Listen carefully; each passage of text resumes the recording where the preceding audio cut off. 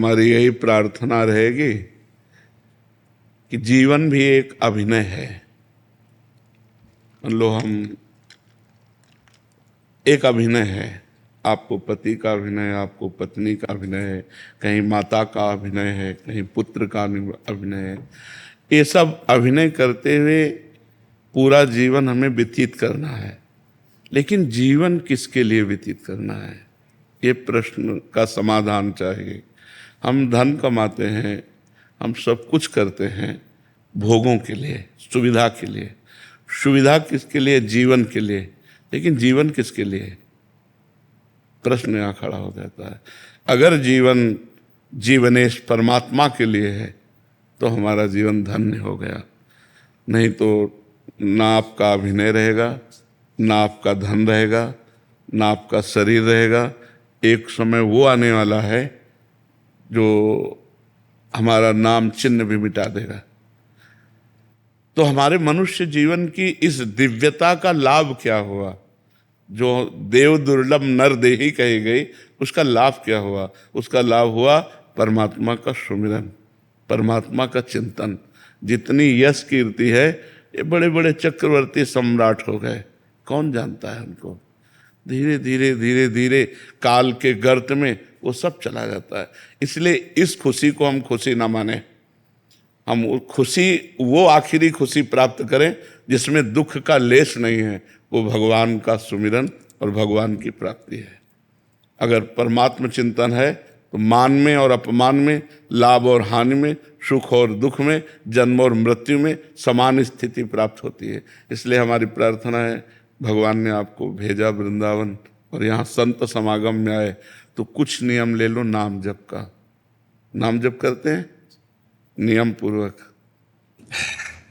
आप हमें बताइए कि हमको क्या करना चाहिए।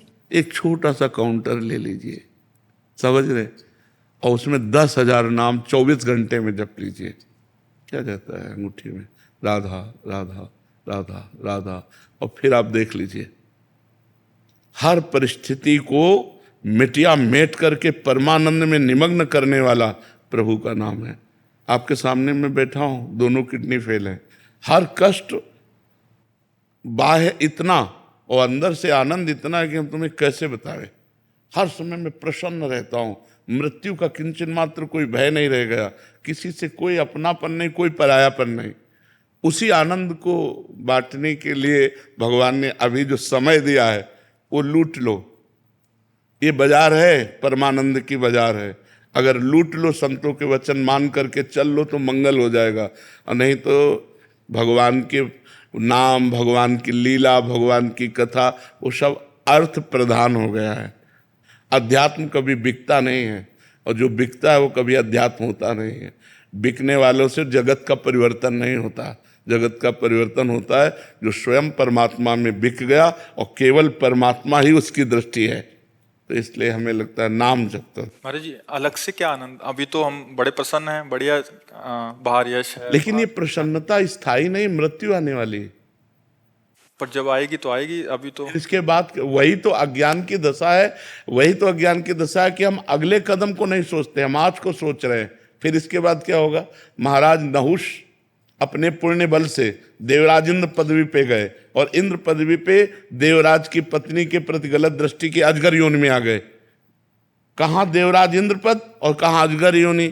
तो आज हम मनुष्य हैं, हमें पीड़ा है तो हम डॉक्टर को दिखा सकते हैं, और कल जब हम कीड़े मकोड़े पशु पक्षी बनेंगे तब हमारा क्या होगा? क्योंकि हम मरने वाले तो है ना, शरीर छूटने वाला है।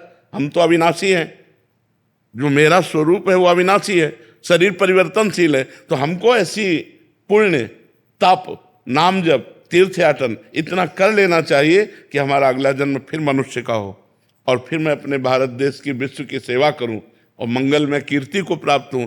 सुअर कुत्ता तो न बन जा। हमारी अगर चूक हो गई तो हम निकल जाएंगे ना नीचे की योनियों में।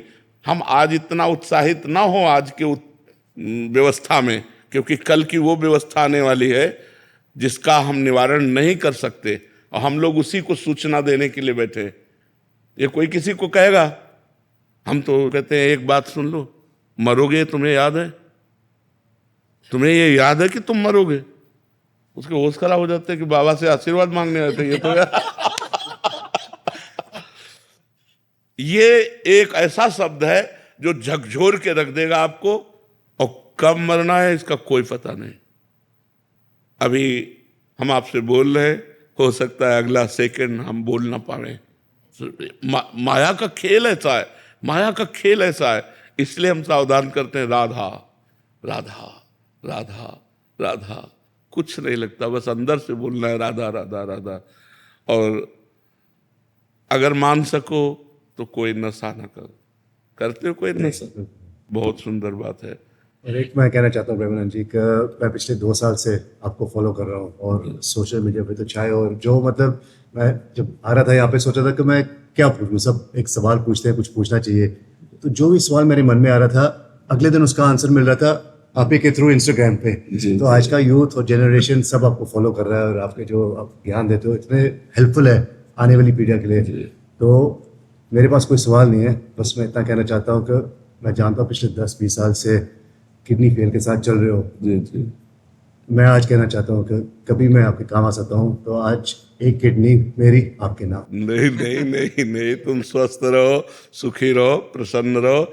मैं भगवान की कृपा से एकदम स्वस्थ हूँ, और जब तक उनका बुलावा नहीं आएगा तब तक ये किडनी हमको ले नहीं जाएगी, और जब बुलाया आ जाएगा तो जिसका आ जाता है फिर उसको जाना पड़ता है। पर आपका ये सद्भाव हम बहुत हृदय से स्वीकार करते हैं। आप स्वस्थ रहो, आप प्रसन्न रहो, सुखपूर्वक आनंद पूर्वक रहो, और नाम जप करते रहना, ठीक है?